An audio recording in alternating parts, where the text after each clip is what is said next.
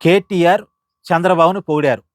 ఇది కొద్దిగా టీడీపీ క్యాడర్‌కి ఆనందాన్ని కలిగించే విషయం కావచ్చు. ఎందుకంటే జగన్‌తో మంచి సంబంధాలుండి, జగన్ పార్టీతో కలిసి బీఆర్ఎస్ సోషల్ మీడియా పంచుకుంటున్న సమయాన అంటే బీఆర్ఎస్ పార్టీ, వైసీపీ కలిసే సోషల్ మీడియా నిర్వహిస్తున్నాయి. తెలంగాణలో బీఆర్ఎస్ పార్టీని జాకీలెత్తి పైకి లేపటం, ఆంధ్రప్రదేశ్‌లో వైఎస్ఆర్ కాంగ్రెస్ పార్టీని జాకీలెత్తి పైకి లేపటం. ఇద్దరూ కలిసే సోషల్ మీడియా హ్యాండిల్స్ మెయింటైన్ చేసుకుంటున్నారు. ఈ పరిస్థితిలో జగన్మోహన్ రెడ్డికి మిత్రుడిగా ఉన్నటువంటి కేటీఆర్ చంద్రబాబు నాయుడిని పొగట్టం అనేటువంటిది, అందులోనూ జగన్మోహన్ రెడ్డి వ్యతిరేకించిన పట్టుసీమ ప్రాజెక్టు విషయంలో చంద్రబాబు ఘనతని కేటీఆర్ ఒప్పుకోవటం అనేది కొద్దిగా టీడీపీ క్యాడర్‌కి ఆనందాన్ని కలిగించే విషయం అయితే కావచ్చు గాక. అంటే జగన్ వ్యతిరేకించిన ప్రాజెక్ట్‌ని జగన్ మిత్రుడే పొగట్టం అనేది టీడీపీ క్యాడర్ కొంత ఆనందాన్ని కలిగించే విషయం. కానీ దీని వెనకాల ఉన్న పొలిటికల్ లాజిక్స్ కూడా చూడాలిగా. కేటీఆర్ అన్నదేంటి? కేటీఆర్ అన్న మాట ఏంటంటే, పట్టుసీమ ఎత్తిపోతల ప్రాజెక్టు ద్వారా కృష్ణా డెల్టాకు గోదావరి నీరు తీసుకెళ్తున్నారు చంద్రబాబు నాయుడు గారు. కానీ తెలంగాణలో కాళేశ్వరం ప్రాజెక్టు ఉన్నప్పటికీ కూడా, అది ప్రపంచంలోనే అతిపెద్ద ఎత్తిపోతల ప్రాజెక్ట్ అయినప్పటికీ కూడా, కాళేశ్వరం ద్వారా తెలంగాణ రైతాంగానికి నీరు ఇవ్వలేకపోతుంది రేవంత్ రెడ్డి ప్రభుత్వం. చంద్రబాబు నాయుడు ప్రభుత్వాన్ని చూసి రేవంత్ రెడ్డి ప్రభుత్వం నేర్చుకోవాలి అని కేటీఆర్ గారు చెప్పుకొచ్చారు. అండ్ ఇక్కడ కేటీఆర్ గారు చెప్పదలుచుకుంది ఏంటంటే, చంద్రబాబు నాయుడు ప్రభుత్వంతో రేవంత్ రెడ్డి ప్రభుత్వాన్ని పోల్చడం ద్వారా రేవంత్ రెడ్డి ప్రభుత్వాన్ని తక్కువ చేయటం, రేవంత్ రెడ్డి సరిగా పనిచేయలేకపోతున్నాడు అని చెప్పటం. అందులోనూ కొంత టీడీపీ క్యాడర్ రేవంత్ రెడ్డిని ఓన్ చేసుకుంటా ఉంటుంది. అంటే ఆ సమయంలో టీడీపీ క్యాడర్‌ని, రేవంత్ రెడ్డిని వేరు చేసే పొలిటికల్ ఉద్దేశం ఇక్కడ కేటీఆర్‌కి ఉంది. చంద్రబాబు పనిచేసినట్టు రేవంత్ రెడ్డి పనిచేయలేకపోతున్నాడు అని టీడీపీ క్యాడర్‌లోకే పంపించాలి అనేది కేటీఆర్ ఉద్దేశం. అంతిమంగా రేవంత్ రెడ్డిని టార్గెట్ చేయటం ఇక్కడ కేటీఆర్ ఉద్దేశం. ఇంకొక ఉద్దేశం కూడా ఉంది. రాబోయే జీహెచ్ఎంసీ ఎన్నికల్లో, ఖమ్మం కార్పొరేషన్ ఎన్నికల్లో ఆంధ్ర ఓటర్స్ ప్రభావం చాలా ఎక్కువ ఉంటుంది. అందులోనూ తెలుగుదేశం పార్టీ ఓటర్ల ప్రభావం చాలా ఎక్కువ ఉంటుంది. ఖమ్మం కార్పొరేషన్‌లో తెలుగుదేశం పార్టీ ఓటర్ల ప్రభావం ఉంటది.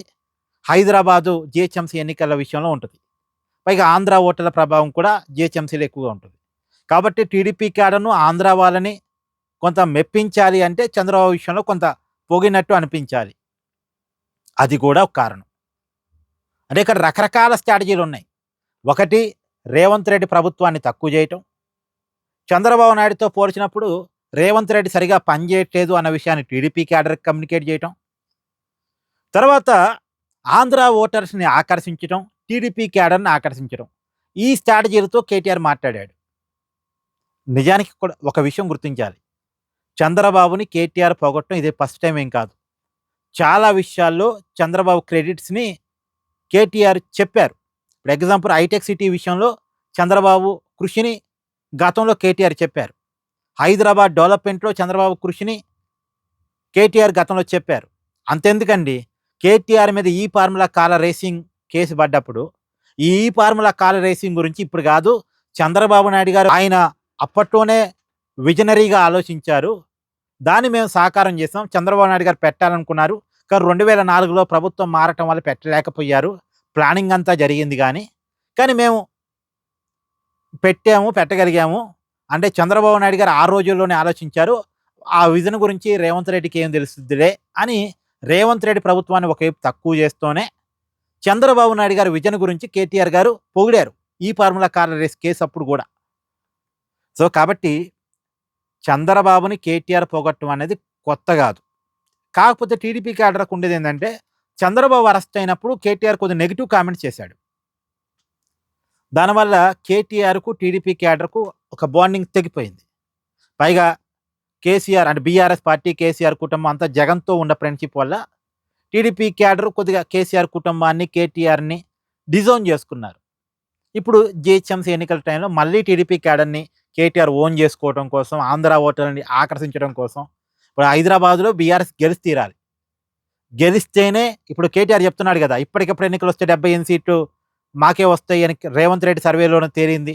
మా సర్వేలో అయితే ఇప్పటికిప్పుడు ఎన్నికలు వస్తే 90కి పైగా సీట్లు వస్తాయని చెప్తున్నాడు కదా. ఈ మాటలు నిజమని నమ్మేది ఎప్పుడు? జీహెచ్ఎంసీ ఎన్నికల్లో బీఆర్ఎస్ పర్ఫార్మెన్స్ బాగున్నప్పుడు. మరి జిహెచ్ఎంసీ ఎన్నికలు కేటీఆర్‌కి ఒక పెద్ద టాస్కు, పెద్ద టార్గెట్.